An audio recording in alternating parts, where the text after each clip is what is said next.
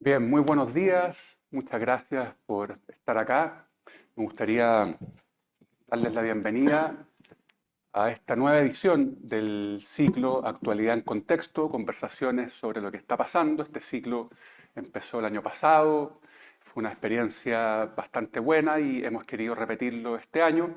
Se trata de un ciclo organizado en conjunto por la Facultad de Artes Liberales y la Escuela de Gobierno de la Universidad Adolfo Ibáñez. Así que muy bienvenidos y desde ya los dejamos invitados a las próximas sesiones de este conversatorio que esperamos realizarlo, al igual que el año pasado, viernes por medio, acá mismo, en este mismo lugar, mismo horario, mismo día, etcétera. Así que quedan desde ya invitados. Me gustaría agradecer a nuestros panelistas y darles también una muy cordial bienvenida. Tenemos acá a tres profesores de la Universidad Adolfo Ibáñez.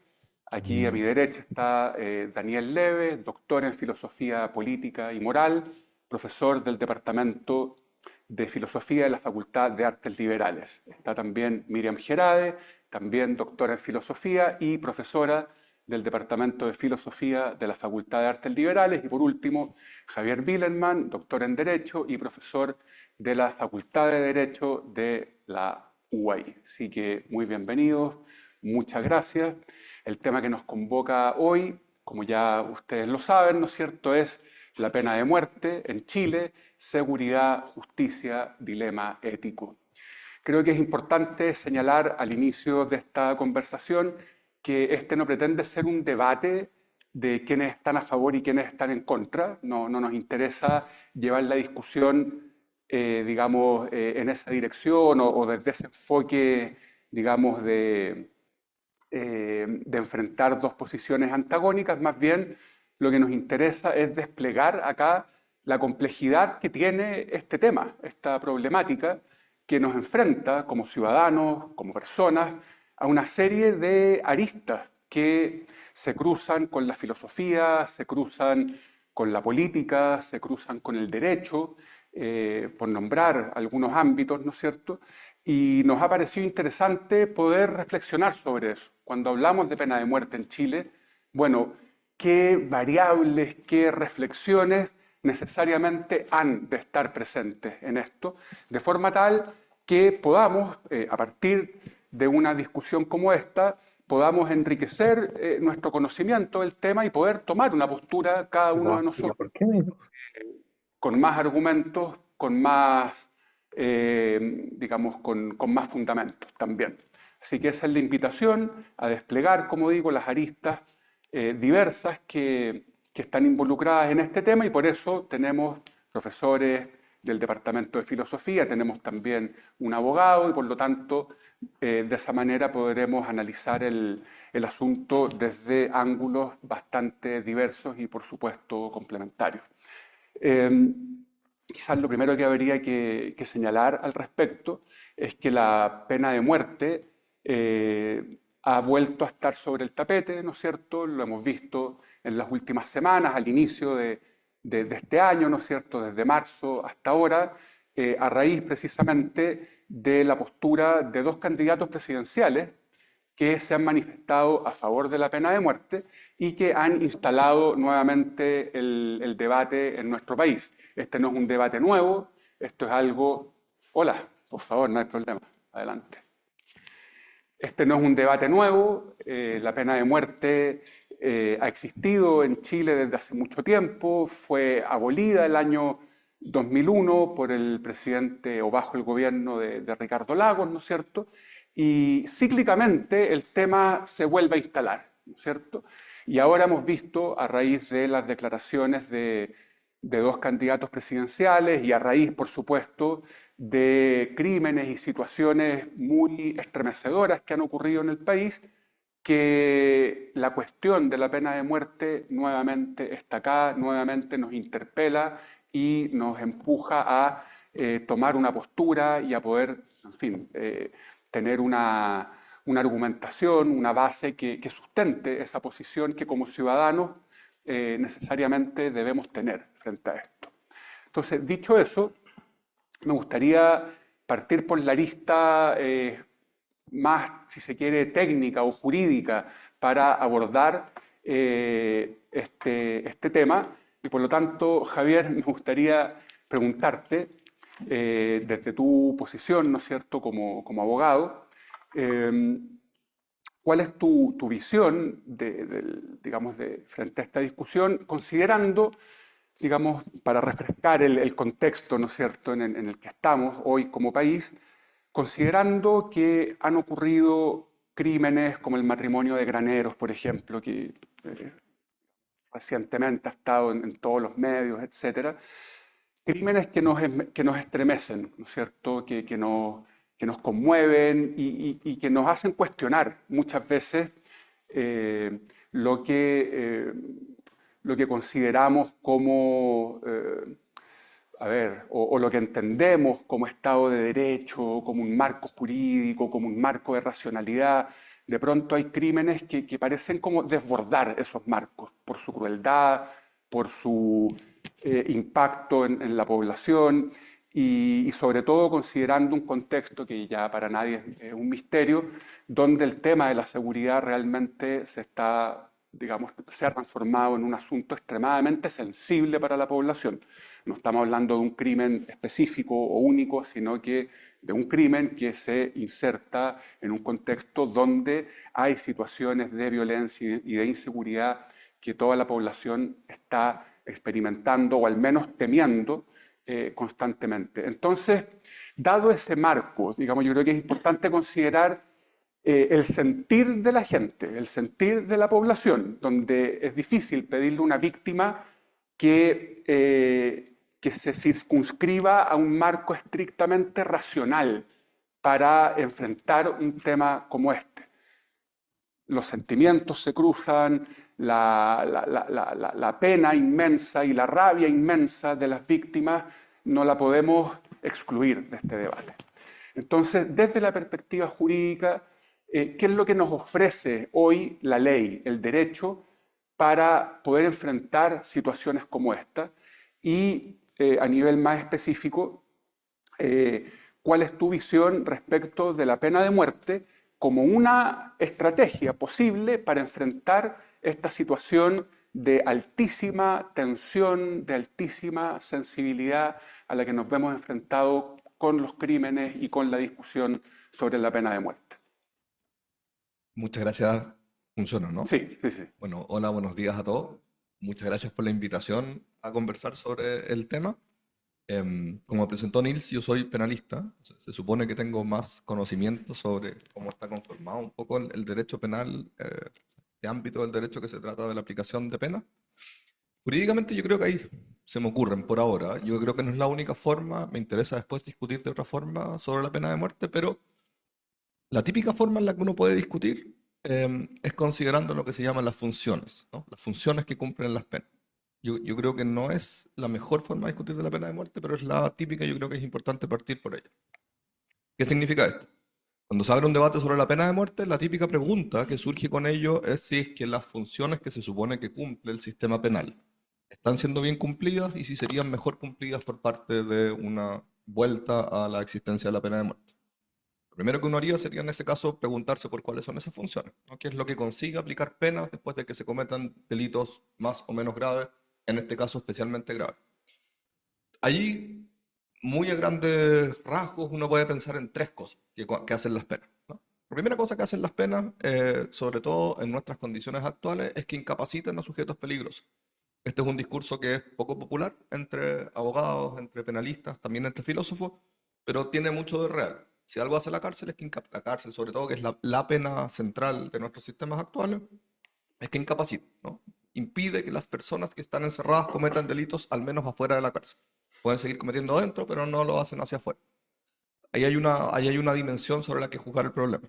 Una segunda dimensión es la que se llama la dimensión de la disuasión.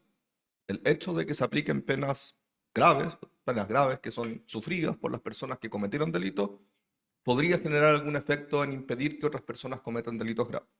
Y lo tercero, digamos, son fines más bien éticos, ¿no? Frente a la injusticia que significa que una persona sea privada en condiciones terribles de su vida, ¿qué es lo que hacemos con la persona que cometió ese delito en términos, digamos, de justicia, ¿no? Me puedo centrar, si quieren, en las dos dimensiones primeras, que son, por así decir, no quiero decir que las otras sean racionales, pero son las más fáciles de juzgar racionalmente, teniendo en cuenta, por supuesto, que no es la única forma de conversar sobre esto. Pero yo creo que mis colegas pueden hacer algo mucho mejor que yo en la parte más ética del problema.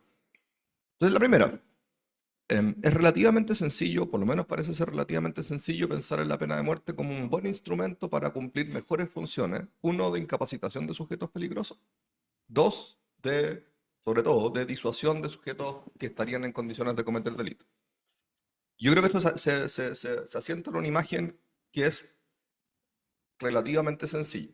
Pensemos en términos de costos y beneficios. Estoy pensando puramente racional. No digo que esta sea la forma en que se piensa, pero piénsenlo en términos puramente instrumentales.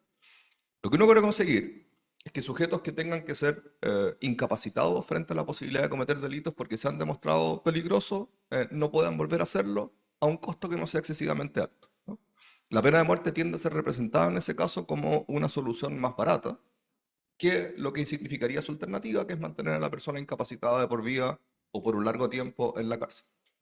Y esto se asienta en una imagen que es relativamente sencilla, teóricamente. En la práctica les voy a mostrar que no es así, pero teóricamente el costo de matar a una persona en términos puramente monetarios parece ser mucho más bajo que el costo de mantener a una persona con vida encerrada durante 40, 50 años. Hay una dimensión sobre la que jugar el problema. La segunda disuasión es probablemente la que más se discute, ¿no? Y si ustedes se fijan, como en la literatura, parte de la literatura científica, sobre todo en la discusión de opinión pública, tiende a concentrarse en ese punto. ¿Genera o no genera mayores efectos de disuasión el hecho de contar con pena de muerte en un sistema determinado? ¿O solo tener penas distintas, pensando en los crímenes más graves, penas largas de cárcel o presidios perpetuos, penas, digamos, de por vida de cárcel?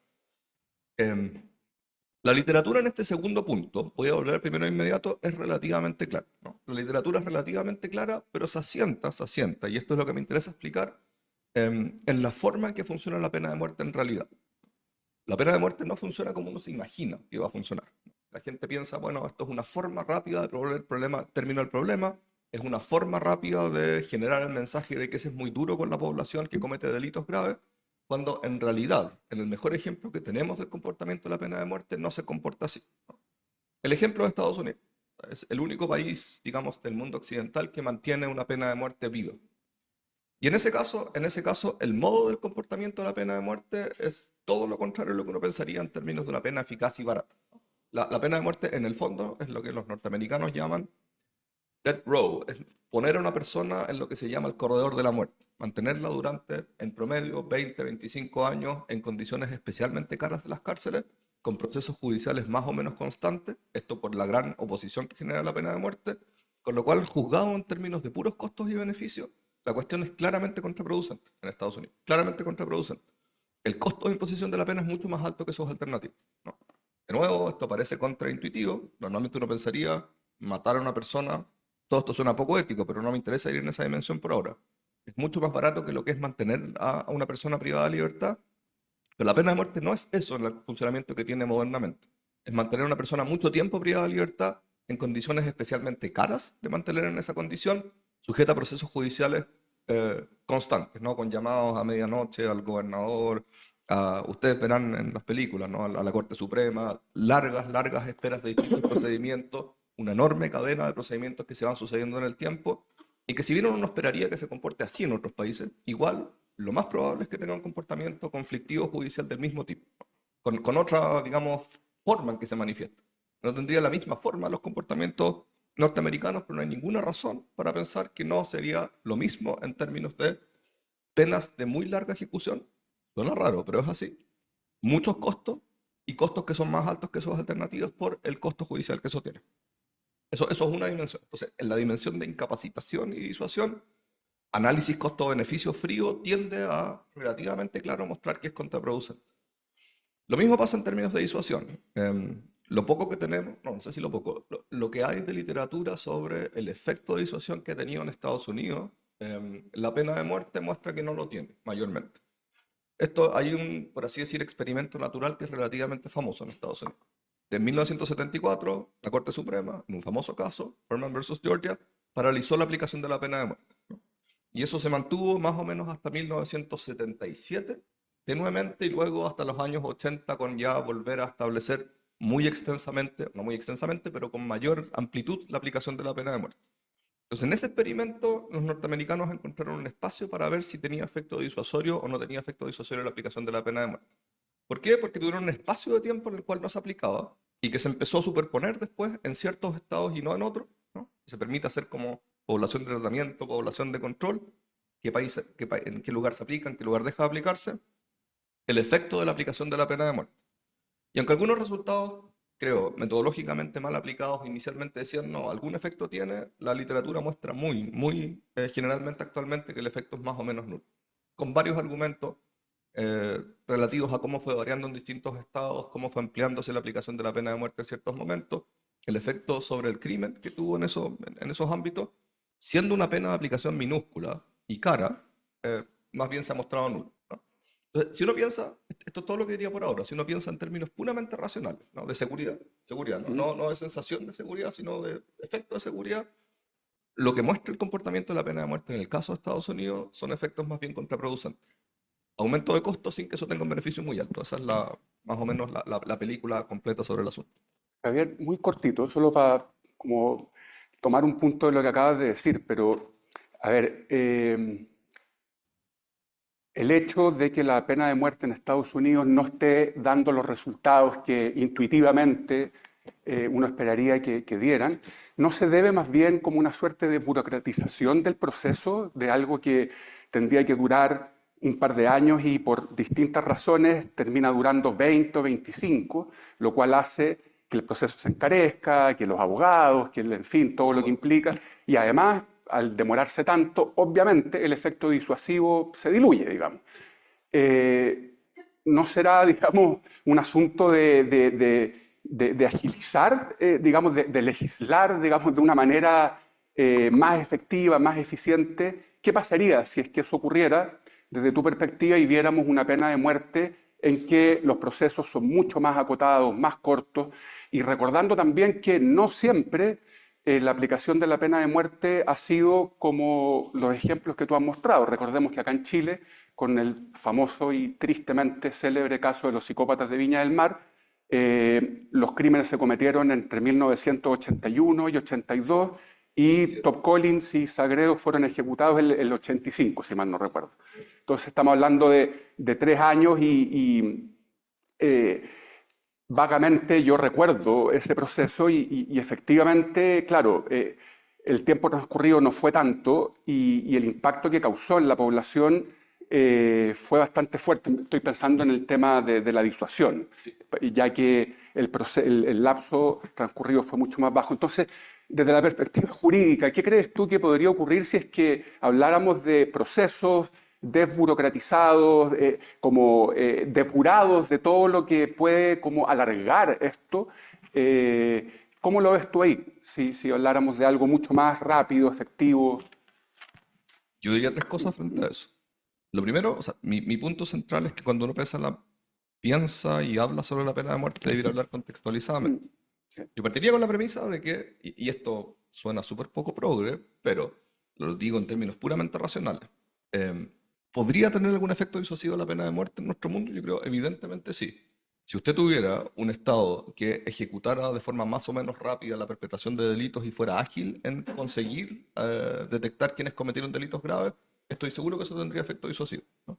Del mismo modo en que países muy autoritarios eso tiene efectos disuasivos. Si uno mira, en el fondo, los índices de criminalidad de democracias liberales, que son más lenientes, si uno quiere, y tienen procesos más burocráticos, frente a estados autoritarios, los niveles de delincuencia son mucho más altos en los primeros. Eso es evidente.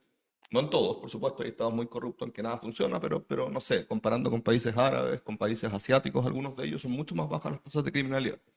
Lo que no se debe solo a cómo funciona el Estado, pero también se puede deber a eso. Pero, lo que diría frente a eso es que es importante pensar, anticipar cómo funcionaría nuestro mundo, ¿no? O sea, pensar contextualizadamente sobre las instituciones.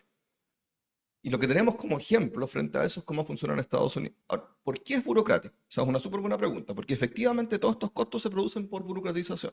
Pero ¿qué es lo que explica esa burocratización? Dos factores, diría yo, son los que influyen. Primero, la pena de muerte en nuestras sociedades es un tipo de institución que genera mucha adhesión, en parte, pero también genera mucha oposición. Y esa oposición tiende a ser efectiva, ¿no? O sea, incluso en un país que tiene un nivel de adhesión relativamente importante a la pena de muerte como Estados Unidos, la oposición que eso genera en círculos que tienen algún grado de poder es lo que genera estos procesos que son más bien largos. Eso pensado como en términos puramente pragmáticos. No creo que sea distinto entre nosotros. Pensando súper pragmático. No creo que todo el mundo de abogados que tienen que juzgar esto no vaya a utilizar procedimientos que son similares. Puedo entrar después como en la cuestión jurídica de qué argumentos se movilizan, pero pensándolo así, no creo que tenga un comportamiento muy distinto. Su manifestación probablemente sea distinta, el comportamiento yo creo que es parecido en el fondo. Lo segundo es que además de esas razones, o sea, como razones políticas de oposición, hay razones, si uno quiere también, sí, éticas o institucionales. La razón central es que en la pena de muerte, yo creo con buenas razones, en estados liberales no se está dispuesto, incluso en Estados Unidos, a aceptar un grado muy alto de falsos positivos en la aplicación de la pena de muerte, ¿no? Esa es la razón que genera la burocratización tanto tiempo, ¿no? Ya. O sea, que se dice que el falso positivo quiere decir matar a alguien que no cometió el delito. En este caso, El error del sistema. el Sí. error, ¿no? O sea, que el falso positivo ya en general en la aplicación de penas es muy problemático. En la pena de muerte pasa a ser completamente inaceptable. Y como no se acepta que el falso positivo sea muy alto, y esto nadie está muy dispuesto a hacerlo, ni el más conservador de todos, creo, eso genera procesos que se hacen muy largo tiempo porque siempre existe la posibilidad de que surja una nueva prueba que demuestre que la persona no cometió el delito, ¿no? Y que han habido algunos casos en los cuales se demuestran que después hay falsos positivos. Cuán grande o cuán extenso es eso en Estados Unidos no lo sé bien, pero hay casos en que se ha demostrado, tiende a generar que los procesos se amplíen de esa forma. Entonces, yo pensaría, insisto, en nuestra cultura que es bien probable que el comportamiento que tenga la pena de muerte se va a parecer mucho más a eso, que es lo que uno pensaría como en la pena de muerte del siglo XVIII o la pena de muerte en países que se aplica muy rápidamente, no tengo idea, en Corea del Norte o China, en China, no sé si es tan rápido, pero se aplica más, sí. Irán.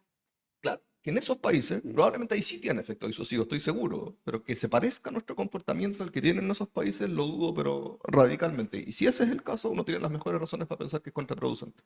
Bueno, muy buen punto, porque de alguna manera, por lo que tú señalas, claro, en países, en sociedades democráticas, liberales, la pena de muerte estaría destinada a entramparse en cuestiones, llamémosle burocráticas, pero con eso nos referimos a todas las objeciones y, digamos, interferencias que tendría el proceso debido a la oposición de múltiples sectores de la población, que obviamente en un régimen democrático esa oposición se hace sentir y puede efectivamente poner, no sé, barreras o alargar el proceso. Lo resumiste mucho Interesante. mejor que yo. Sí, ese es todo el punto. Por supuesto, no quiero decir nada de lo ético, porque Sí, también hay buenas razones éticas para ponerse, pero creo que pueden decir algo mucho mejor que yo. perfecto. Muchas gracias, Javier. Mire, me gustaría, bueno, ya girando un poco desde lo jurídico al ámbito más filosófico, moral, eh, donde ustedes obviamente tienen una mirada y también muy directa.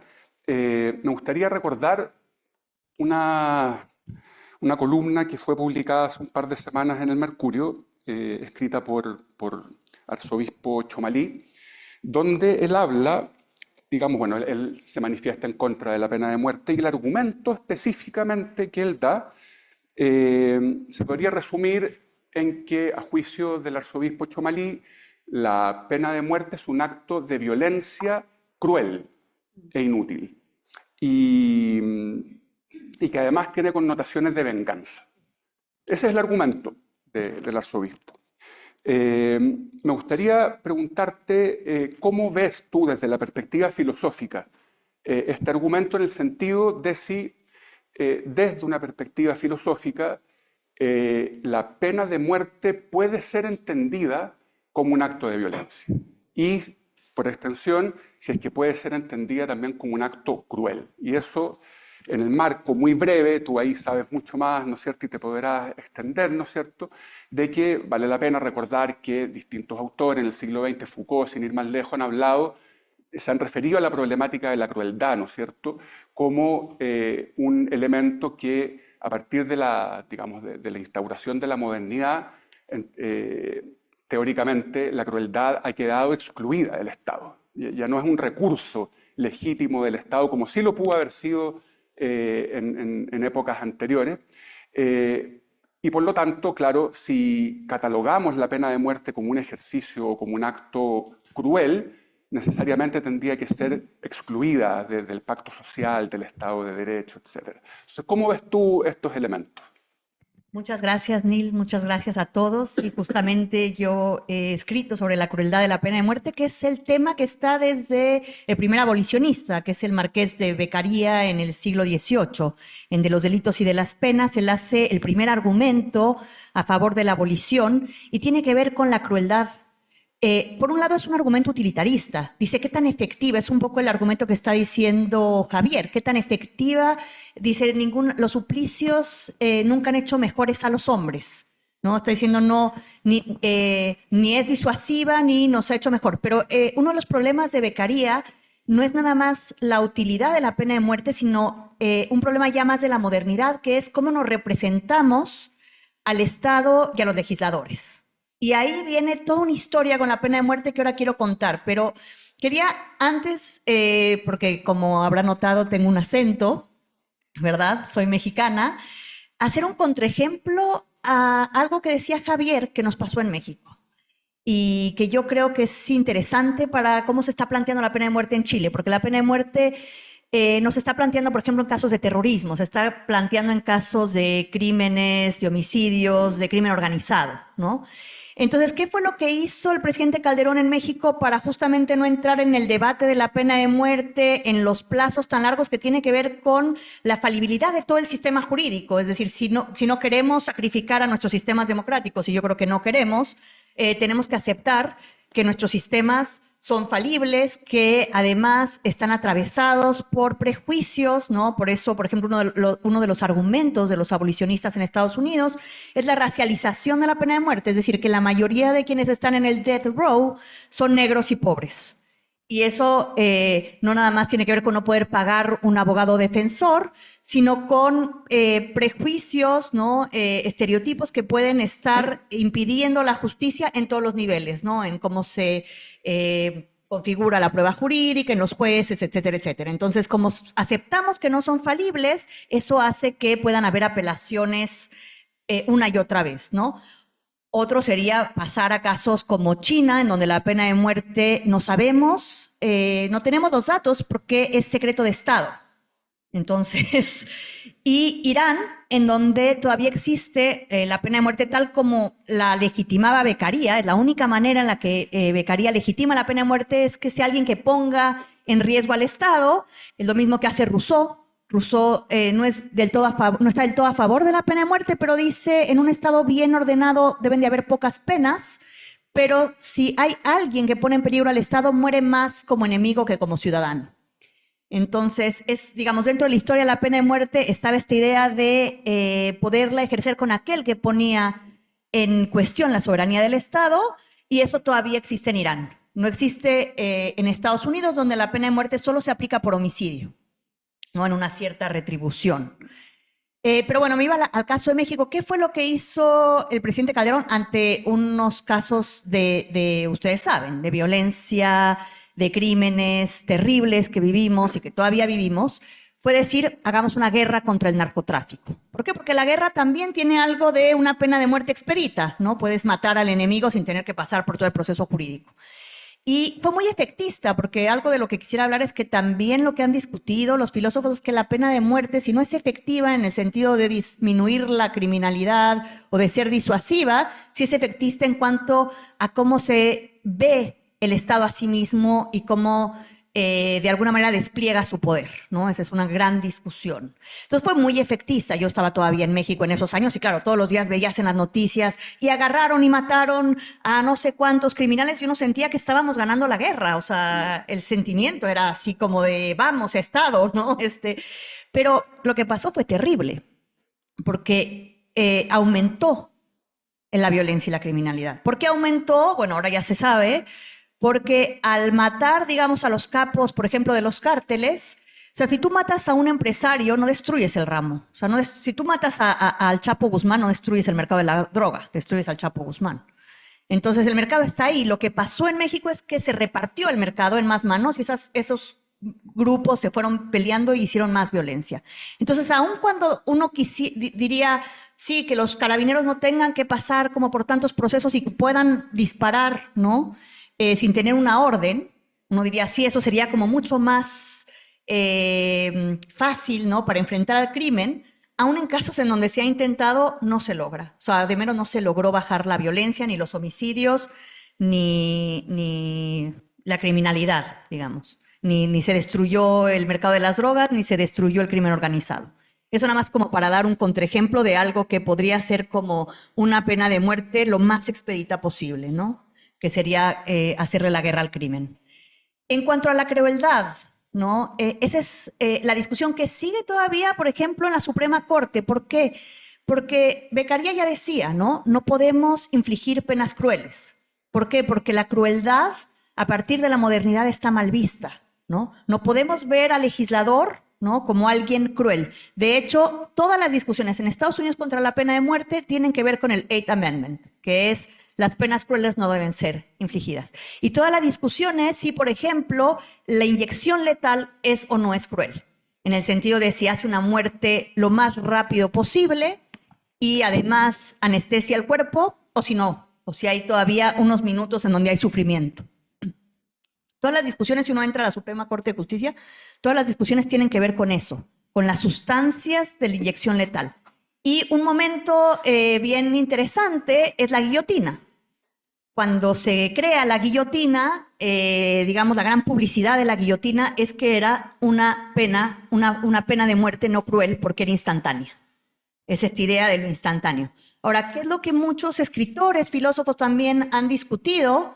La idea de que la crueldad no está nada más en que te duele en el momento de la muerte, sino en que el Estado se ponga en un lugar casi teológico, casi religioso, porque la pena de muerte tiene algo muy religioso también, ¿no? Es decir, este decidir sobre la vida del ciudadano, la muerte de un ciudadano, e inclusive la gracia. O sea, porque estas llamadas al gobernador, que decía Javier, son para conseguir el perdón. Y Hegel dice algo así como es el momento en que el Estado tiene todo su poder, porque es capaz de perdonar y de hacer como si lo que ocurrió no hubiese sido hecho. Entonces o sea, la gracia es algo súper religioso también. Entonces, la pena de muerte tiene esa dimensión y lo que dicen algunos filósofos es la crueldad está también en robarle a alguien su finitud. Es decir, como decían los latinos, mor certa, hora incerta. La muerte es cierta, la hora es incierta. Todos sabemos que nos vamos a morir, pero no sabemos cuándo. Seguramente si un médico me hubiera dicho ayer tienes 3 semanas, no vengo hoy a dar esta charla. Capaz que me voy a México a ver a mi familia, no sé. O sea, digamos, parte del sentido de nuestra vida es que sabemos que nos vamos a morir, pero no sabemos cuándo. La crueldad de la pena de muerte es ponerte una fecha y una hora, para algunos pensadores. Bueno, no sé si... Perfecto. Muchas gracias, Miriam. A ver, tomando algo que acaba de decir Miriam, acerca de esta suerte de elemento teológico, ¿no es cierto?, con el que uno asocia esta capacidad que de pronto podría asumir el Estado de decidir que uno de sus ciudadanos va a morir y en qué momento va a morir. Entonces, en esa línea, Daniel, me gustaría preguntarte ¿cuál sería o hasta qué punto el Estado, desde el análisis de la filosofía política, moral, etcétera, hasta qué punto el Estado en su capacidad punitiva, su legítima capacidad punitiva, puede llegar o no a ese límite de tener que decidir si una persona, un ciudadano, ha de morir o no en virtud de la capacidad punitiva que el mismo Estado tiene? ¿Es legítimo desde el análisis filosófico y político atribuirle esa capacidad al Estado? ¿Significa que el Estado estaría, y ahí tomo un poco lo que dijo Miriam, si el Estado hiciera eso, significa que el Estado está excediendo sus limitaciones y se está, digamos, asomando a una dimensión que tiene que ver con lo religioso, con lo divino? Está como uno pensaría en términos, usando esta palabra que, del mundo griego, estaría incurriendo en una ibris, en una desmesura el Estado que se atreve o se asoma a tomar una decisión sobre la vida o muerte de uno de sus ciudadanos. ¿Cómo lo ves tú específicamente ese tema? Bien, voy a tratar de responder a esa muy buena pregunta. Muchas gracias por la invitación. Eh, yo diría, lo primero que hay que notar en esta discusión es que tradicionalmente la justificación de la pena en cuanto tal ha sido indisociable de la pena de muerte. Es decir, si el Estado tiene el derecho a castigar incluye la pena de muerte. Lo puedes ver en Hobbes, lo puedes ver en Locke, etcétera, etcétera. Porque si tiene el derecho a matar, entonces tiene el derecho a todo lo demás, a todas las otras penas. Eso es esa vía conjunta, digamos, del derecho a castigar con el derecho a matar del Estado, se empieza a romper bastante tardíamente, en el sentido de que podemos suponer, podemos mantener que el Estado sigue manteniendo el derecho a matar, perdón, el derecho a castigar, pero que el derecho a castigar del Estado no incluye el derecho a matar. Y la pregunta es, bueno, ¿cómo disociamos estas dos cosas? Y yo diría, hay dos caminos diferentes, en realidad hay cuatro, pero hay dos que son los más importantes, los que mencionaste sobre las funciones de la pena, que en fin, claro, son argumentos importantes, pero yo diría son argumentos pragmáticos, porque uno siempre se puede imaginar un caso en el cual sea evidente que el asesinato se cometió, qué sé yo, y por lo tanto, digamos, no son casos, no son argumentos de principio. Y los argumentos de principio, que son a mi juicio los más importantes para esta disociación. Y dentro de los argumentos de principio, sin duda, indudablemente el argumento tradicional es el retribucionista, que tiene muchas formas diferentes, ¿no? Y la idea es, quizás el que la llevó a su mejor expresión es Kant, puede ser, que también es un retribucionista. La idea es que, pero diferente a Kant, la idea es que el mal realizado tiene que ser posteriormente neutralizado mediante un mal, y que tiene que ser proporcional. Para Kant es fácil, digamos, para Kant, digamos, el derecho a castigar del Estado se deriva del concepto mismo de derecho, ¿no? El concepto de derecho implica el derecho a obligar, porque, digamos, la motivación para cumplir el derecho tiene que ser externa y no interna, no moral. Entonces, el concepto de derecho implica implica el derecho del Estado de obligar a sus ciudadanos, y eso se hace mediante la pena. Pero en cuanto respecto a la pena de muerte, yo les dije que era quizás el que lo había llevado al extremo. Lo que supone Kant es que, a ver, la pena de muerte, de alguna manera la justicia se expresa en la igualdad, y la igualdad encuentra su mayor expresión en la lex talionis, la ley del talión, ¿no? Que entre paréntesis nos parece terrible, el ojo por ojo, diente por diente, sin embargo es un elemento civilizatorio, ¿no? Hasta no hace mucho, digamos, el ojo se pagaba con la vida y no con otro ojo. Y la lex talionis, la ley del talión, implicaría, como él dice derechamente, el que ha matado tiene que morir. Así de simple. Incluso más, si se va a disolver la sociedad y quedan algunos condenados a muerte, hay que matarlo antes que se disuelva la sociedad. Esa es la posición de Kant al respecto. Son posiciones retribucionistas. Hegel también tiene una posición retribucionista un poco diferente. Él piensa que la pena es la lesión, y la lesión de alguna manera neutraliza la lesión anterior. Recupera el equilibrio, como él dice.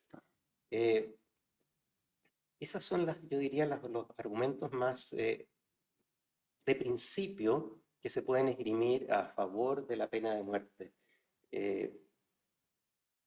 De hecho, uno podría incluso discutir que las otras funciones, que son funciones de la pena, se las considera así, efectivamente den lugar a un castigo. Porque uno podría decir, el castigo no se puede basar simplemente en disuadir al otro, eso no es un castigo. Si yo castigo, si yo golpeo a mi hijo para que otros niños no hagan las burradas que él hizo, en realidad no estoy castigando a mi hijo, uno podría decir. El castigo, si es castigo, tiene que ser retribucionista. Cualquier otra cosa no es castigo, uno podría decir, incluso en ese caso. La pregunta es entonces, bueno, ¿cómo se pueden disociar estas dos cosas? ¿Cómo se puede disociar el derecho a castigar del Estado del derecho del Estado a matar? En determinados casos, en el contexto de argumentos de principio, es decir, de argumentos retribucionistas. Hay otro tipo de argumentos también. Y yo creo, o sea, tiendo a pensar que el argumento de Beccaria sigue siendo el mejor que se ha esgrimido, porque lo que hace Beccaria es, da varios argumentos, ¿no? Pero su argumento central es el que relaciona la legitimidad del Estado con el no matar, el no poder matar. Es decir, deja la muerte, la pena de muerte en especial, fuera del contrato social. ¿Por qué? Dice, porque a la base de la legitimidad del Estado hay un contrato social y en el contrato social estamos dispuestos a renunciar a todas esas libertades que sean necesarias para mantener el orden social, y la renuncia a todas esas libertades es lo que compone el derecho penal, pero ninguno de nosotros estaría dispuesto a renunciar al derecho a su vida, y por lo tanto el derecho a la vida no está comprendido en el derecho a acabar con la vida, digamos, no está comprendido en el derecho penal y por lo tanto no se puede matar. Ese es el argumento de Beccaria. Usualmente se dice, volviendo a algo que dijo Miriam, que Beccaria no sería un abolicionista porque él admite la pena de muerte en 2 casos, uno de los cuales mencionó Miriam. Yo creo que sí es un abolicionista y creo que igualmente que Rousseau, también otro revolucionista, en realidad no son defensores de la pena de muerte, ninguno de los dos. Son defensores del derecho del Estado a matar en determinados casos. ¿Y qué es lo que pasa en Rousseau? En Rousseau el que se pone contra el contrato social, se pone fuera del contrato social y por lo tanto se transforma en un enemigo y lo podemos matar. A los enemigos no los castigamos, a los enemigos los matamos. Y en el caso de Beccaria exactamente lo mismo, y que pone en peligro la sociedad completa, se pone fuera del contrato social, se transforma en un enemigo y por lo tanto lo podemos matar, sin que sea un castigo. Es como un enemigo. Por eso es tan peligroso, por lo demás, cuando ustedes en la prensa leen todas esas personas que proponen que tenemos que avanzar con la idea del derecho penal del enemigo para enfrentarnos a los crímenes de violencia. Lo que están suponiendo justamente esta idea, la idea de que no los estamos castigando, sino que se transforman en enemigos, se ponen fuera del contrato social y por lo tanto podemos acabar con ellos, digamos, con un marco de derecho diferente al derecho de las personas normales. Yo creo que ese es el argumento fundamental porque de alguna manera desliga el derecho del Estado a matar en un marco que se relaciona directamente con las condiciones de legitimidad del Estado. Todo el resto de los argumentos me parecen pragmáticos, digamos. Ahora, quería decir algo con respecto a lo que dijo el arzobispo Chomalí. Es bastante interesante porque el arzobispo tiene un problema serio. Y el problema es que la posición de la Iglesia Católica ha sido bastante, y del cristianismo en general, también de las iglesias protestantes hasta en la Reforma, ha sido con respecto a la pena de muerte, digamos, poco clara. ¿En qué sentido? Si los cristianos primitivos, digamos, se vieron enfrentados a la pena de muerte, pero como víctimas, evidentemente, y por lo tanto, si ustedes van y miran los padres de la Iglesia, que en general encuentran posiciones contrarias a la pena de muerte. Orígenes está en contra de la pena de muerte, Tertuliano está en contra de la pena de muerte, etcétera, etcétera. El que mejor lo expresa quizás es San Agustín. San Agustín, en la famosa carta al juez Marcelino, articula el argumento clásico de cualquier cristiano y católico, por lo demás, contra la pena de muerte. Y el argumento es decir, bueno, pero nosotros somos creados por Dios y no podemos acabar con una vida humana que ha sido creada, con una vida que ha sido creada por Dios. Los hombres hacen crímenes, pero para castigar esos crímenes no, pero los hombres son hechos por Dios. Para castigar esos crímenes no podemos acabar con la obra de Dios. Y sin embargo, en la ciudad de Dios, él admite la pena de muerte, pero la admite cuando está hablando acerca de una guerra justa por razones religiosas. Así que esa es la posición como ambivalente de la Iglesia Católica que se dio completamente dada vuelta con Santo Tomás. Santo Tomás es el gran defensor de la pena de muerte dentro de la tradición cristiana, digamos, y de ahí en adelante marcó completamente el desarrollo del catolicismo. Y la posición de Santo Tomás es decir, bueno, tenemos un problema, evidentemente. El problema es que somos hijos de Dios, no podríamos acabar con la vida humana porque es una creación de Dios, etcétera, etcétera. Sin embargo, lo que dice Santo Tomás es, basándose por lo demás en los argumentos clásicos de la tradición, Grecia, etcétera, etcétera, es hacer una analogía entre las partes y el todo. Y decir si las partes, tal como por ejemplo un miembro podrido, como él dice, debe ser amputado para mantener la salud del cuerpo, de igual manera el criminal debe ser muerto. Ojo, no el criminal, el malhechor, dice él, y el pecador debe ser muerto para acabar con por la salud Para proteger el cuerpo. de la sociedad, por la salud de la sociedad. Y ese es el argumento que entró en la tradición de la Iglesia Católica. De hecho, en la Ciudad del Vaticano, si no me equivoco, la pena de muerte estuvo, no fue proscrita hasta 1969. Existía la pena de muerte en el Vaticano, no se ejecutaba, pero existía hasta hace pocos años, hasta 1969. Entonces, claro, ese argumento, evidentemente, a menos que uno crea en estas cosas medias orgánicas de la sociedad y qué sé yo, es bien impresentable hoy en día. Entonces, y sin embargo es el que marca la tradición de la Iglesia Católica hasta hoy en día. Entonces el arzobispo tiene un problema, ¿no? Y el problema es cómo argumentar contra la pena de muerte sin tener que enfrentarse a este argumento, que es el argumento clásico de la Iglesia Católica. Y opta por una vía que podríamos llamar casi secular, que es la vía de la crueldad. Es la vía de la crueldad. Que efectivamente es uno de los modos como hoy en día se trata de justificar, se trata de argumentar contra la pena de muerte. En este caso, entonces, el derecho se entendería de otra manera. El derecho se entendería como un elemento de comunicación social. Y lo que comunicaríamos al no usarla o al no tener la pena de muerte es que hemos alcanzado un nivel de reconocimiento de la humanidad común y de la no crueldad, etcétera, etcétera. Sería un elemento común. Antes de terminar, me gustaría decir un argumento más que hay, que es interesante, que es el argumento de los positivistas, ¿no? Garófalo, Lombroso, etcétera, etcétera, que suponían que habían, Lombroso, digamos, que habían características biológicas que hacían que algunos individuos fuesen criminales, Garófalo, que habían características psicológicas que hacían que algunos individuos fuesen criminales, y su posición es decir, bueno, la evolución se encarga de eliminar a todos aquellos seres que no están adaptados. La pena de muerte lo que tiene que hacer es eliminar a todos aquellos seres que no están adaptados a la sociedad y que son criminales y que no son peligrosos para la sociedad. Y por lo tanto, Garófalo propone una hecatombe de criminales, matar a todos los criminales, digamos. Ese es un argumento curioso, digamos, que hay. Pero bueno, para redondear el asunto, yo diría simplemente, me parece que los únicos argumentos fuertes que se pueden articular contra la pena de muerte son aquellos que relacionan la ilegitimidad de la pena de muerte con la legitimidad del Estado, y creo que Beccaria es el que hizo estas cosas muy tempranamente, con mucha influencia. De hecho, influenció muchos países en Europa, influenció casi todas las naciones latinoamericanas que se estaban creando en esa época. Chile fue la excepción. Miriam, tú querías decir gracias, Daniel. Nada más hacerle como una pregunta a Daniel, porque es curioso con Kant, como todos los filósofos de repente dicen algo y encuentras en otro texto que dice una cosa que llama la atención, ¿no? O sea, la universalidad de la dignidad, y luego te encuentras en la antropología que dice que los negros son como animales o cosas así. Bueno, no, eso es como un... Pero Kant en la metafísica de las costumbres tiene un caso que igual tiene que ver con lo que está diciendo Daniel del Estado, tiene un caso igual bien interesante, porque dice que una madre puede matar a un hijo bastardo porque ese hijo no está reconocido por la ley y por el Estado, y que entonces ella tiene derecho a matarlo porque está salvando su reputación. O sea, es curioso el argumento, porque es un argumento que nada tiene que ver con la dignidad humana, sino con justamente, o sea, lo que está dentro y fuera del Estado.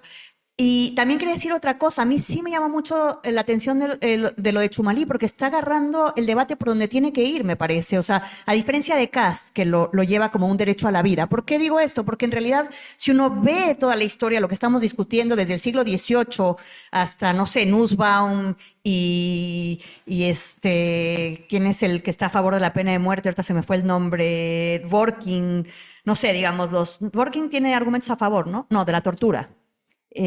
Bueno, es decir, si uno ve un poco la historia, nunca está en la discusión el derecho a la vida. Como, digamos, por ejemplo, no hay mucha gente en Estados Unidos que está a favor de la pena de muerte y en contra del aborto. O sea, no son cosas que normalmente vayan como mezcladas en la discusión. La discusión, es cierto, tiene que ver con que si el Estado tiene el derecho de matar aún en un crimen como un homicidio. Pero bueno, quería decirte eso de Kant, porque a mí me llamó mucho la atención esa parte de la metafísica. Responder muy rápidamente.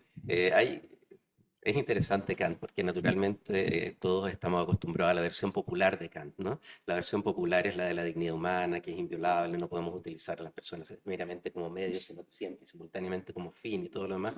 Eso quizás es la filosofía moral, pero cuando ustedes van a la filosofía del derecho, que es un contexto diferente, ustedes se encuentran con cosas muy diferentes que no calzan con esa versión popular de Kant. Son completamente diferentes. Yo les dije, Kant es un retribucionista, considera que el núcleo del retribucionismo se da con la justicia entendida como igualdad y por lo tanto con lex talionis, con la ley del talión, lo que implica un montón de problemas de los cuales él casi no se hace cargo, cuando se hace cargo es de una manera un poco ridícula. Por ejemplo, qué sé yo, evidentemente esto funciona muy bien en el caso del asesinato, del homicidio, ya lo dice, el que ha matado debe morir, lo dice claramente. Ya, pero ¿qué pasa con el que injuria a otra persona? El resultado, siguiendo su argumento, lo que deberíamos esperar es que el juez tuviese el derecho a injuriar a ese injuriador como pena, digamos, lo que es bastante ridículo. Entonces, hace unos trapecios argumentativos para llegar a la conclusión de que, la pena que corresponde al que ha injuriado injustamente es que el injuriador debe retractarse frente al injuriado y le debe besar la mano, por ejemplo. Y también tienes el problema con delitos como robo, etcétera, etcétera. ¿Qué haces con el robo, con la lex talionis? ¿Quitas la propiedad, Kant dice, y no lo llevas a la cárcel? Kant dice, no, porque el que ha robado, de alguna manera, el que ha robado ha puesto en cuestión un derecho que entonces él ya no, el de propiedad, que entonces él ya no puede reclamar para sí y entonces ya no puede tener propiedad. Entonces no se le puede quitar propiedad. Y como no puede tener propiedad, no se puede mantener por sí mismo, por lo tanto el Estado lo debe aprisionar, lo debe llevar a la cárcel y hacerlo trabajar. Ese es el argumento. Y hay dos casos que menciona, uno de los que mencionó Miriam, en los cuales definitivamente Kant está preso de su época y su argumento de retribucionista, digamos, queda desactivado. Uno es el caso del duelo. En el caso del duelo, el que ha cometido, el oficial, los simples privados, digamos, como nosotros no tenemos el mismo derecho, que ha sido deshonrado, tiene el derecho a buscar la satisfacción contra esa deshonra en el duelo. Ese es uno de los casos, sin que sea perseguido por la ley, evidentemente de eso se trata. Y el segundo son los hijos que nacen fuera del matrimonio. Porque los hijos que nacen fuera del matrimonio no tienen la protección de la ley. Él dice, es como un bien que ha llegado a un país o un lugar producto del contrabando y que puede ser destruido inmediatamente. Bueno, lo mismo pasa con los niños que nacen fuera del matrimonio, es decir, es una defensa legal de la no persecución legal del infanticidio en determinados casos. Así que Kant es bastante más complicado de lo que, en su aspecto legal al menos, de lo que supone la versión popular. Gracias, Daniel. A mí me gustaría tomar un punto aquí de todo lo que se ha comentado y que tiene que ver con lo de la crueldad, la dignidad, etcétera, y que, bueno, como hemos visto, son argumentos que se esgrimen para, digamos, abolir o estar en contra, ¿no es cierto?, de la pena de muerte. Pero, a ver, si vemos la realidad tal como es, digamos, y sobre todo acá en Chile, todos sabemos que la cárcel en Chile es un infierno. Es un infierno. La gente que entra a la cárcel sabemos que tiene altísimas probabilidades de ser asesinada, de ser violada, de ser atacada, etc. Entonces, no es posible pensar que una condena a presidio perpetuo a una persona en vez de condenarlo a pena de muerte. Estamos hablando de alguien que cometió un crimen atroz, ¿no es cierto? Y que, siguiendo esta lógica, no se lo condena a pena de muerte, sino que se lo condena a una cadena perpetua, es decir, se lo condena a vivir perpetuamente en el infierno en la tierra. ¿No es ese un acto tanto o más cruel que la pena de muerte? Condenar a una persona a vivir en condiciones infrahumanas, infernales, durante toda su vida, sin darle tampoco la posibilidad de suicidarse, si es que quisiera hacerlo. Entonces, me pregunto yo si no hay también una cuota de hipocresía en todas estas discusiones a nivel público, ¿no es cierto?, donde vemos que se habla de la pena de muerte como algo escandalosamente cruel, cuando en realidad todos validamos el hecho de que una persona vaya a cadena perpetua haciendo caso omiso de que en la práctica, en la realidad, es una crueldad enorme también saber que esa persona va a estar viviendo perpetuamente en esas condiciones. estoy haciendo un poco como de abogado del diablo acá, ¿no es cierto? De poner una otra cara frente a argumentos que se suelen dar. El mismo arzobispo Chomalí habla, ¿no es cierto?, con escándalo un poco de lo cruel de la pena de muerte, y sin embargo pareciera ser que nos queremos cegar frente a actos que también podrían ser considerados muy crueles, como es enviar con certeza a alguien a vivir en el infierno en la tierra, ¿no? Quizás no es menos cruel eso que una pena de muerte. ¿Cómo lo ven? No sé, pensando ya en lo que la realidad nos pone en la cara muchas veces. ¿Funciona también? Sí. Sí. Yo soy un realista, ¿no? Entonces pragmático me suena a un halago. O sea, yo diría que tienes razón en todo lo que dijiste, Niels.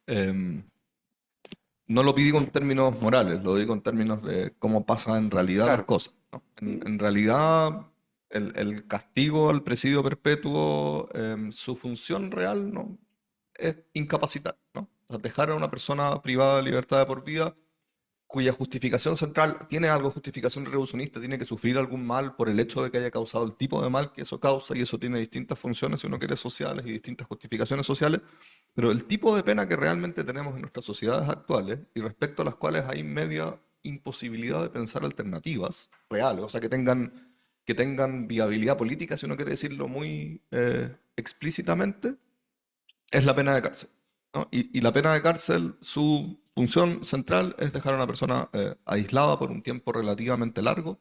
Si es presidio perpetuo, además, eso evita el costo que tú decías, ¿no? Que el costo de que, no estoy seguro si mencionaste ese punto, el costo central de la cárcel es que aumenta mucho la posibilidad de reincidencia. Yo sujeto a una persona a una pena de 10 años, esos 10 años probablemente no pueda cometer, a menos que se fugue, aunque hoy día con teléfono celular es distinto, delitos hacia afuera, pero es muy probable que apenas salga vuelva a cometer delitos. Eso sabemos que los índices de reincidencia bordean, o sea, lo mínimo es que sean alrededor del 70%, y probablemente están infravalorados porque tenemos cifra negra de cuánto realmente delinquen después de salir. O sea, efectivamente, las penas de cárceles no son más que penas de incapacitación, en el sentido de dejarlos afuera de la sociedad de ciertas personas, y cuya única función real que uno puede ver que cumplen es esa. Em, Quería... Espérame, es que me dijiste otra cosa que también creo que es cierta, pero se me olvidó porque mi cabeza está funcionando, no está funcionando del mejor modo en este momento. Em, Pero tendría que ver con el hecho de que también hay crueldad implícita sí, en sí, el hecho hay un de argumento. tener una condena a pena perpetua, que sabemos que en la Sí, realidad es mucho más que estar incapacitado, es estar sometido a vejaciones, o expuesto al menos a vejaciones, e incluso a torturas o a degradaciones que no están en el código, no están digamos, en la descripción de sí, la pena, pero todos sabemos que eso ocurre, digamos. ya me acordé de dónde iba. Muchas gracias. Miriam mencionó Foucault. Yo creo que este aspecto es bien importante, el argumento que hace Foucault, ¿no? El argumento de Foucault es: no se fije tanto en las funciones que son declaradas asociadas a la pena, sino fíjese en por lo que realmente hace y en la práctica, qué es lo que pretende hacer en relación con las representaciones culturales que tenemos respecto al castigo, respecto a algunas otras cosas. En el antiguo régimen, ¿no?, la función central que hacía la pena era demostrar el poder estatal, y esto lo hacía de forma espectacular, ¿no? El poder del soberano, el poder del príncipe sobre el resto del cuerpo social se tiene que mostrar tan espectacularmente como sea posible, ejecutando personas, ojalá con la mayor asistencia posible, ojalá con el mayor espectáculo de sangre que sea posible exhibir, ¿no? Porque eso muestra el poder que tiene el Estado respecto al resto de los sujetos. Eso es rechazado hoy día, ¿no?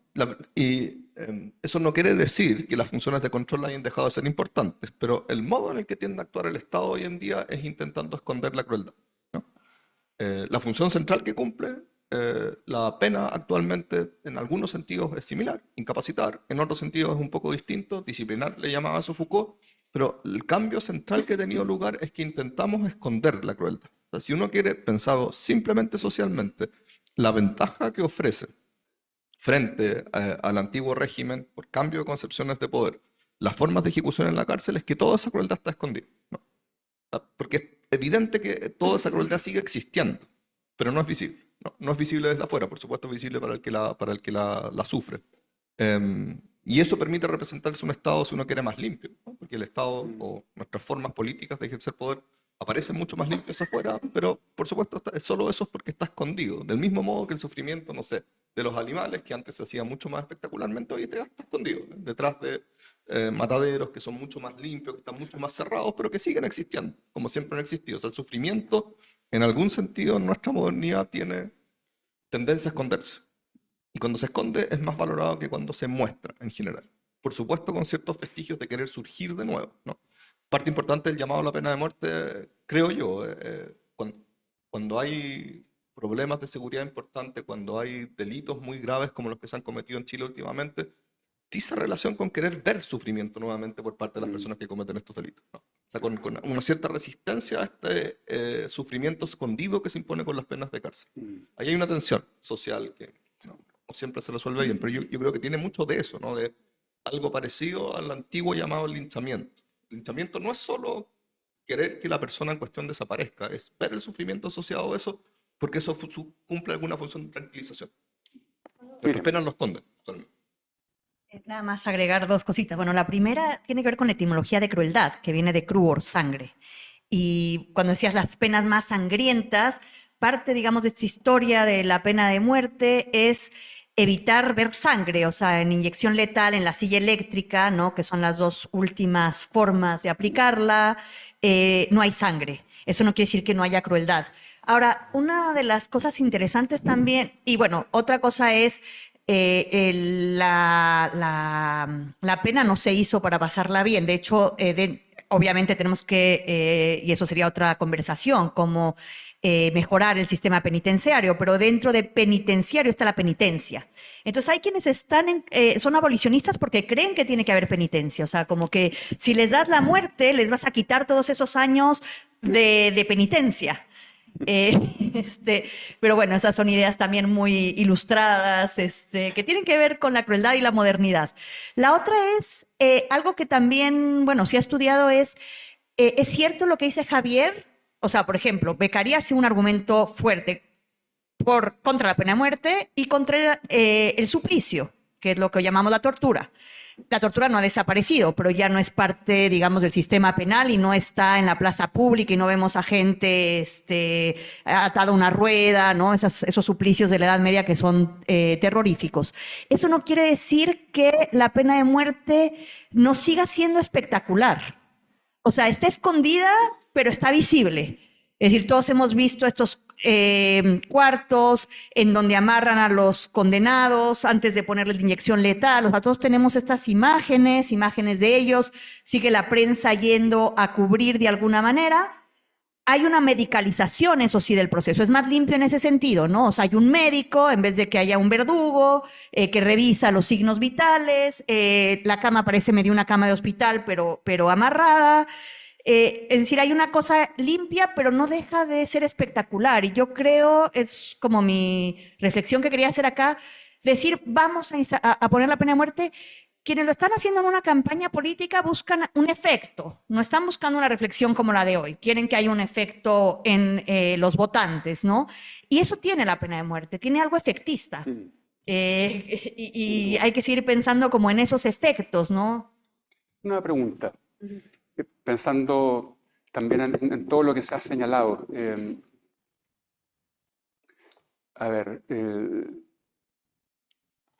Creo que cuando...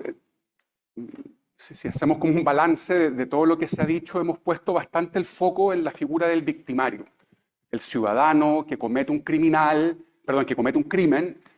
hasta qué punto el Estado puede o no arrebatarle la vida, como que nos hemos enfocado bastante en él, si ese sujeto va a sufrir o no crueldad, va a ser objeto de crueldad si se lo condena a pena de muerte.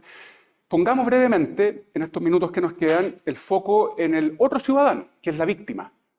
Y en el entendido de que el Estado tiene que velar por la justicia para todos los ciudadanos, y bueno, al igual que un padre, una madre en la familia, en que tú ves que un hijo le hizo daño al otro, o sea, tú te preocupas no solo de corregir al que cometió el delito, por llamarlo así, al interior de la familia, o la falta, ¿no es cierto? Sino que también, como padre o como madre, te preocupas de que el que sufrió la agresión o lo que sea, bueno, se quede tranquilo, se quede como con la sensación de que se hizo justicia, etcétera. Y bueno, creo que a nivel de sociedad un poco esa lógica también opera, ¿no es cierto? Todo esto tiene que ver también con una preocupación respecto de la víctima, que la víctima pueda sentir que se hizo justicia. Y en ese sentido, muchos argumentos a favor de la pena de muerte hablan de la proporcionalidad de la pena respecto del castigo. Ese es el argumento que básicamente han esgrimido los dos candidatos que están a favor que se han mostrado a favor de la pena de muerte. Es decir, frente a un crimen tan horrible como puede ser el asesinato de un niño, con una violación de menores, pensemos en algo realmente extremo, que es lo que nos permite ver con más claridad el trasfondo de la pena de muerte. A esa víctima, ¿cierto?, que sufrió un crimen de ese tipo respecto a un familiar, etc., ¿qué podríamos responderle como Estado o como alguien que representa el marco jurídico cuando esa víctima reclama y plantea que la cárcel no es suficiente, que la cárcel no iguala ni siquiera remotamente el enorme daño que ese crimen ha provocado? La víctima tiene ahí una percepción de injusticia muy grande. Entonces la pregunta acá es, bueno, ¿cómo lidiamos con eso? ¿Cómo lidiamos con esa víctima, que es un ciudadano, que tiene derechos, ¿no es cierto?, que forma parte del pacto social? ¿Cómo podemos abordar esa demanda de una víctima que le dice al Estado, la cárcel no es suficiente? Esto que yo he sufrido es mucho mayor que cualquier condena carcelaria. ¿Cómo abordamos ese dilema, digamos? A ver si me permiten partir. Yo partiría bastante atrás diciendo que lo que está en el origen de la pena evidentemente es la venganza. Y la venganza en algún momento se transformó en represalia y la represalia en algún momento pasó por el aspecto civilizatorio de la lex talionis y se transformó en una represalia que sea proporcional al daño causado, etcétera, etcétera. Es decir, a nivel de sentimientos, a nivel de emociones, por parte de la víctima y de todos aquellos que se identifican con ella, con la víctima, digo, evidentemente ese aspecto sigue estando ahí. Todos lo hemos sentido, ¿no? Cuando somos víctimas o personas con las que nos identificamos son víctimas de algún crimen, evidentemente sentimos el deseo de represalia, de venganza, que la justicia sea hecha, pero con eso simplemente hemos expresado hasta ahora una emoción. No es nada más que la expresión de una emoción. Piensa lo que sería nuestro derecho penal si la definición de las penas fuesen establecidas mediante las emociones que sienten los víctimas y todos aquellos que se identifican con las víctimas. O sea, evidentemente tenderíamos a probablemente no solamente implementar la pena de muerte, sino que implementarla para casos en que no son proporcionales. Bueno, Santo Tomás, sin ir más lejos, decía que al que robaba había que matarlo, digamos. Es decir, lo que quiero decir es que si bien evidentemente los sentimientos de las víctimas son importantes, tiene que haber mecanismos administrativos y jurídicos para abocarse a ellos, no pueden ser el aspecto que determine cuál es la pena que merece, sobre todo un aspecto retribucionista, que es el contexto que tú estás asumiendo para decir lo que dijiste, no puede ser el elemento que determina cuál es la pena que el criminal tiene que recibir, ¿no? Eso es lo que diría. Yo quería decir algo chiquito. Bueno, o sea, digamos, en las democracias occidentales la pena de muerte sí se aplica, que solamente es en Estados Unidos, es por caso de homicidio.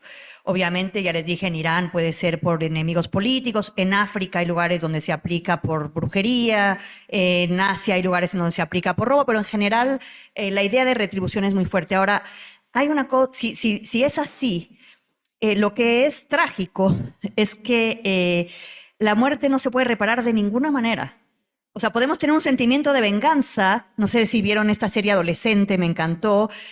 Cuando le dice la psicóloga, o sea, si entendiste que ella ya no existe, que la mataste. O sea, hay una parte ahí en donde si es por uno mismo, nos puede dar mucho, mucho coraje, pero no hay manera.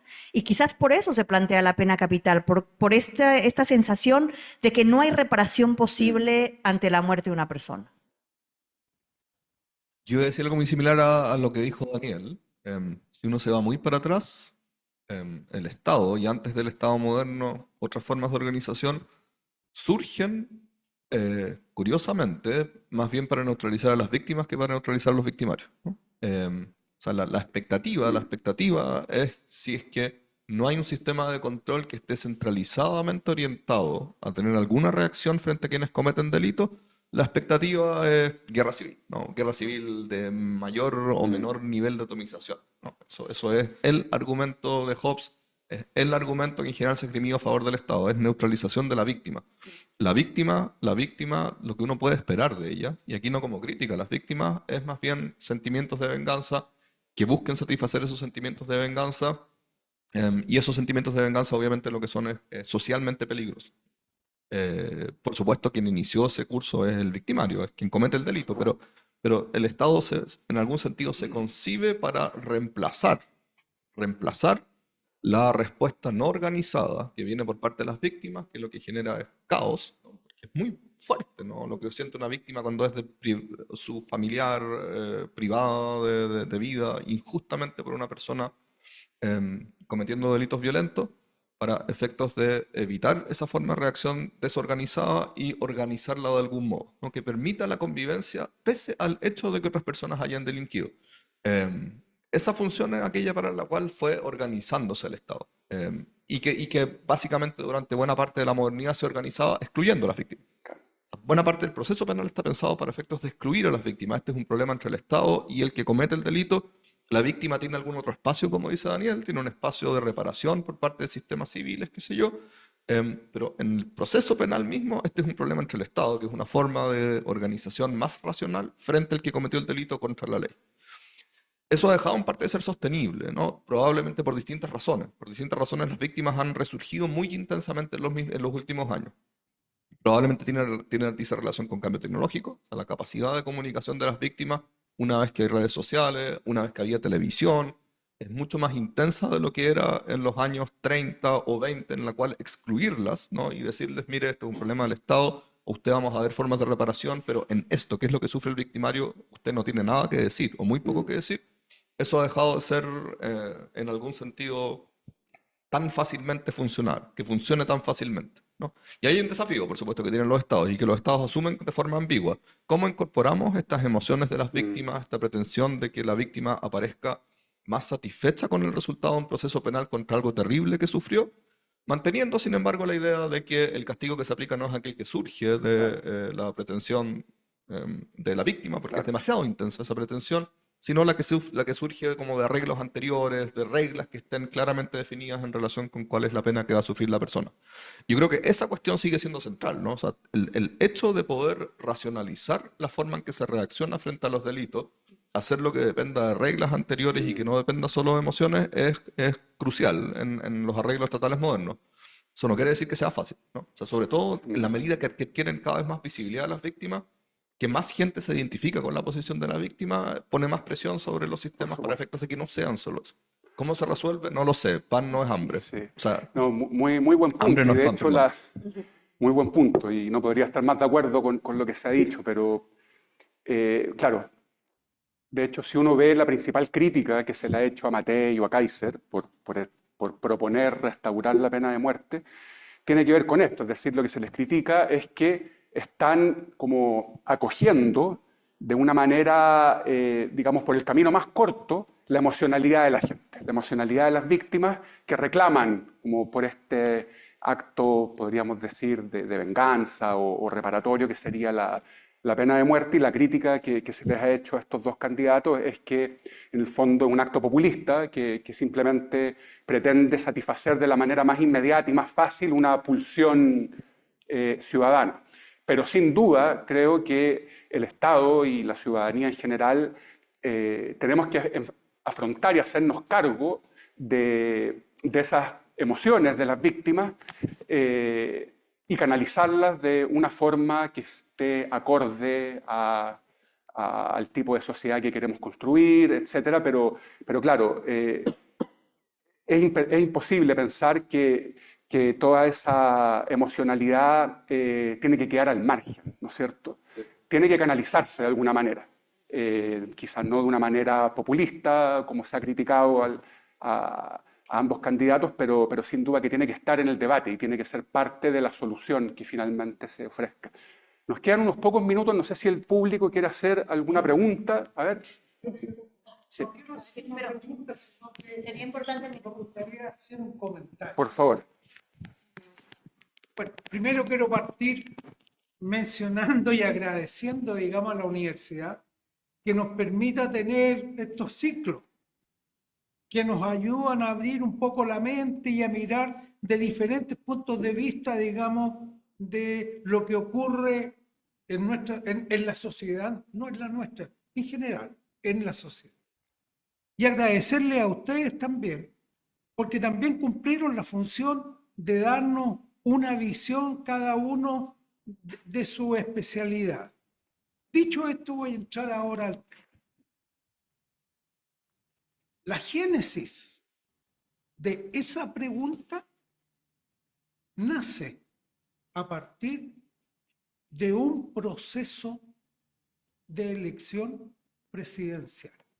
Claro. Ya viene sesgada, primero que nada, porque está dentro de un proceso. Segundo, aparece lo que tú acabas de mencionar, la Iglesia Católica, sesgada. Por lo tanto, mi visión es que esto no va a llegar a ninguna parte. Porque el tema es que la sociedad no se ha involucrado en la pregunta, ¿pena de muerte en Chile? Si esta pregunta la hubiera tirado otro organismo y otro momento, y en otro momento, como por ejemplo, no sé, algún organismo de seguridad por lo que estamos viviendo, te creo que podría haber sido, estamos tan complicados que nosotros, el organismo de seguridad, creemos que sería bueno poner la pena de muerte. Eso sería pragmáticamente limpio. Hoy día no va a ser limpio. Entonces, ustedes nos están entregando e informándonos, que yo les agradezco. Entonces, todos los debates que vamos a ver en la televisión no van a ser pragmáticos pensando, mira, las soluciones son pena de muerte o la que corresponda. Pero la que corresponde hoy día, como explicabas muy bien tú, y tú también, muy mala, porque estamos sometiendo a un gallo a una pena del terror, digamos, adentro de la cárcel. Pero para eso tenemos que hacer todo esto y mientras tanto que hacemos todo esto, tengamos la pena de muerte. Estoy inventando situaciones. Entonces yo creo que lo que va a ocurrir es que estamos poniendo la carreta delante de los bueyes, hablando de todo lo periférico y no de lo central. Entonces yo voy a como para terminar, yo siempre ocupo un pensamiento con respecto al seguro de salud, seguro a los seguros. Y yo digo, siempre un seguro es mejor tenerlo y no necesitarlo que necesitarlo y no tenerlo. Entonces, a lo mejor, ¿qué quiero decir con esto? De que es bueno que tengamos una pena de muerte, que los jueces tengan todo un sistema lógico, real y pragmático para aplicarlo. Y que realmente las situaciones en las cuales se aplica, todos estemos convencidos que así tiene que ser. O sencillamente no. Así no tiene que ser, pero con un tema de fondo. Todo eso quería mencionar porque creo que no vamos a llegar a ninguna parte. Bueno, muchas gracias. Está en manos de nosotros que esto llegue a puerto. A ver, por aquí, ¿comentario? Hacemos. Sí, no, es que para que te escuchen, porque se está transmitiendo, es para la gente que está en streaming. ¿Se escucha? Sí. Bueno, más un comentario que una pregunta. Me llama mucho la atención el tema de la crueldad de una cadena perpetua versus una pena de muerte, particularmente en el caso de Chile, pero me imagino y lo pongo en contraposición a las cárceles noruegas, por ejemplo, que velan porque la pena que cumplen las personas sea únicamente la privación de la libertad y tienen, por decirlo de alguna manera, velan porque se cumplan todos los derechos humanos. Entonces las condiciones que tienen los presos en las cárceles en Noruega son muy diferentes a las que tienen los presos en las cárceles en Chile. Entonces, contrapongo eso con la sensación de absolución o de una víctima respecto a lo que está pasando el victimario. O sea, en Chile, por ejemplo, una persona, un victimario sería la cárcel y la víctima, por las condiciones que tienen los presos en las cárceles en Chile, puede que sienta una resolución mayor versus a alguien en Noruega en que la cárcel tiene una condición, o sea, el preso en una cárcel en Noruega tiene una condición mucho mejor y por ende la víctima puede que no sienta esa sensación de resolución de que el victimario está cumpliendo la pena que merece. Claro, sin duda. No, muy buen punto y yo creo que eso también nos obliga a abordar este tema en contexto. Por algo, bueno, pena de muerte en Chile, sabiendo cómo es nuestra realidad carcelaria y a raíz de eso es que aquí se planteaba también hasta qué punto, bueno, es válido hablar de crueldad como si la pena de muerte fuera cruel versus una condena a cárcel que no sería cruel, cuando en realidad sí lo es, solo que, como Javier, Miriam, no sé, se dijo que la crueldad está oculta. Todos sabemos que está ahí, pero no miramos lo que está, no es visible lo que ocurre dentro de la cárcel, pero todos sabemos lo que ocurre. Y Sí. por último, agregar respecto a las cárceles noruegas, acto de terrorismo que ocurrió hace algunos años, Sí. de este hombre que detonó una bomba en el distrito de gobierno en Noruega y después mató a más de 80 personas en esta isla. Y la pena que obtuvo fueron, no me acuerdo, creo que le quedan aproximadamente 20 años de cárcel, pero no fue ni pena de muerte ni cadena perpetua. Y está en estas cárceles de máxima seguridad, pero que únicamente lo están privando de libertad. Y por lo que tengo entendido, la única instancia en que hubo de una retribución hacia las víctimas fue en el juicio en que las víctimas que sobrevivieron pudieron presentarse frente a esta persona justo antes de que dictaran la pena, y eso fue como la resolución que tuvieron las víctimas, que lo encuentro al menos lo mínimo que podría haber. Seguro. Bueno, Muchas muchas gracias. El tema da para mucho. Lamentablemente ya son las 10:30 casi y nos hemos quedado, ya hemos llegado al fin de la conversación. Pero bueno, muchas gracias a todos quienes asistieron. Gracias por sus comentarios. Gracias aquí a los panelistas. El tema sigue abierto. Acá no hemos pretendido resolver de manera definitiva absolutamente nada, sino que más bien se ha cumplido el objetivo si es que nos vamos con más preguntas y ojalá con la cabeza más revuelta respecto de este tema, pero al mismo tiempo con más información y con más elementos para poder tomar una postura fundada y no basada en información superficial o, en fin, o lo que simplemente uno escucha. Así que muchas gracias, están invitados.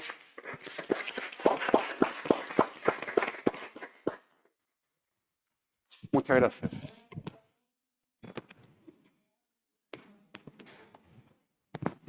Peñalolén. Voy a Peñalolén.